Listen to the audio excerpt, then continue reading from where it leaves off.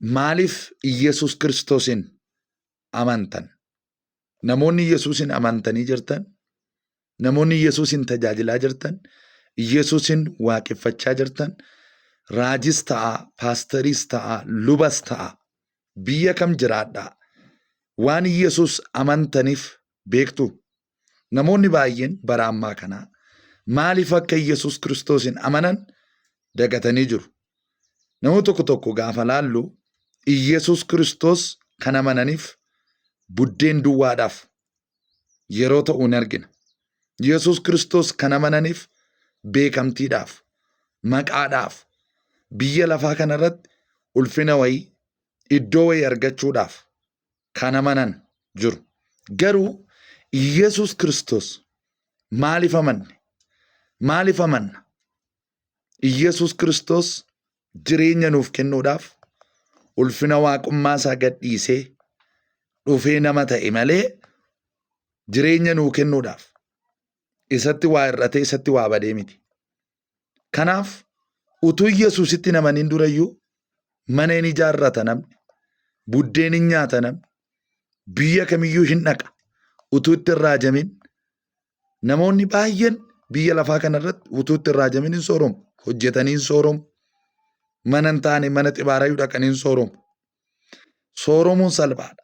Garuu Yesuus Kiristoos kan amanneef inni guddaaf inni hangafaa jireenya bara baraaf ta'uusaa nuu galuu qabaa jechuudha. Namoonni baay'een waa'een jireenyaa hin galleef hin lallabu, waldaa hin dhaqu, hin faarfatu, namootatti hin himu. Yesuus Kiristoos arras borus kan itti bulluuf, kan waaqessinuuf, kan waa'ee isaa dhugaa baanuu fi inni guddaan maaliif yoo jettan Yesuus jireenya waan ta'eef.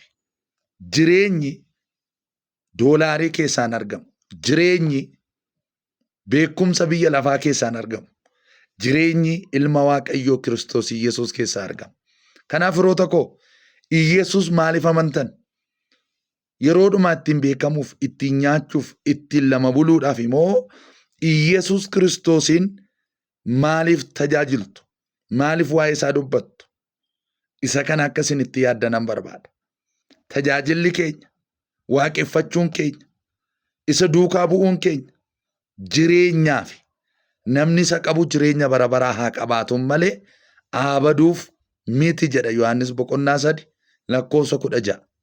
Kanaaf Yesuus Kiristoosin amannee kan itti bulluuf, kan hojjennuuf, kan gatii kaffalluuf jireenya nuu kenne. Ammas jireenya kenna. Kanaaf firoota koo Yesuus wayyaa sii kennuurra, maallaqa sii kennuurra, dachee kanarratti biyya wayii, aangoo wayii sii kennuurra ani isarra caalu jireenya siif kenne. Yesuus maallaa kenne hin jedhin. Waan firri siin kenne, waan ollaa sii kenne, waan gooddanyaan sii kenne odoo hin taane waan firri kee gooddanyaan kee hiriyaan kee siin kennuu hin dandeenye sii kenne. Kanaaf Yesuusin labsi, Yesuusin waaqessi, Yesuusin sodaadhu, Yesuusin ofirratti moosisi. Yesuus galma kee galgalaati. Kanaaf namoonni ergaa kana dhaggeeffattan hundi keessan namoota hundumaa biraa akka ga'u adaraa keessan waan gatii hin qabne, waan nama hin fayyadneefuu sheer koppii linkii gochaa ooltu.